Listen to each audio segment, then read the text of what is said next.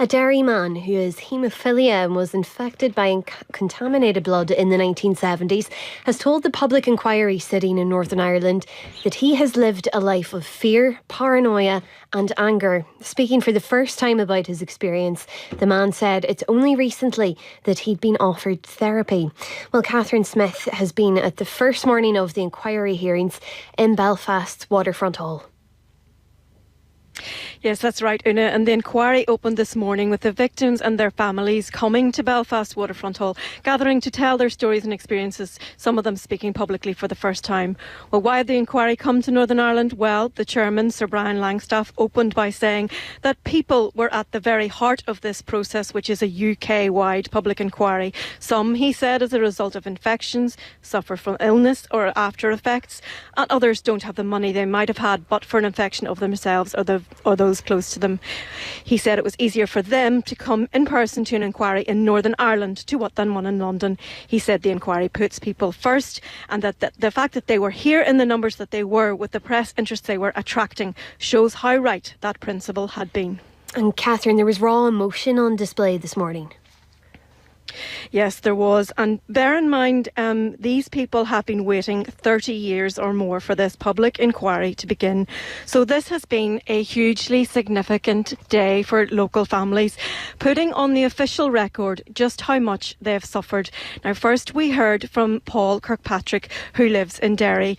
He's been haemophiliac all his life. He received contaminated blood in his childhood when he was 10.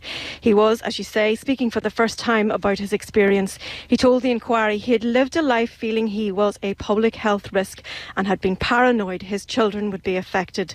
As a result of infected blood, he had contracted hepatitis C. He talked about feeling unclean and said it was only within the last 12 months he'd received the offer of counselling. Here's how he described the effect on his family life. In many ways, it strengthens your relationship when you go through difficulties. You get closer and closer. But it's difficult.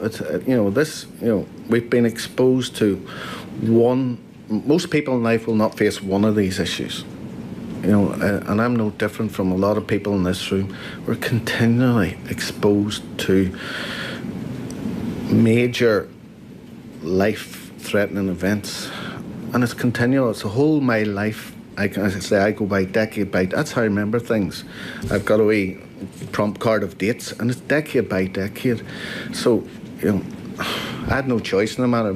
My wife, unfortunately, signed up for it when she married me.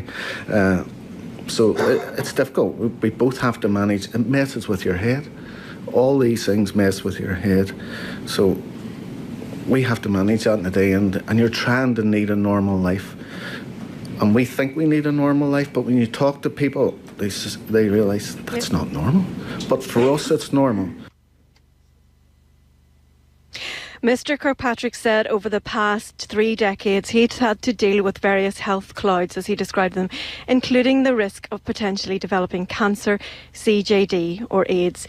He described the at times shocking and confused process of passing on life-threatening information to patients, as he described it, including himself. He concluded his evidence by making this appeal. People are still dying. 30 years after being infected, as one every 4 days, someone's dying from hepatitis C. It could be me. It could be anybody in this room.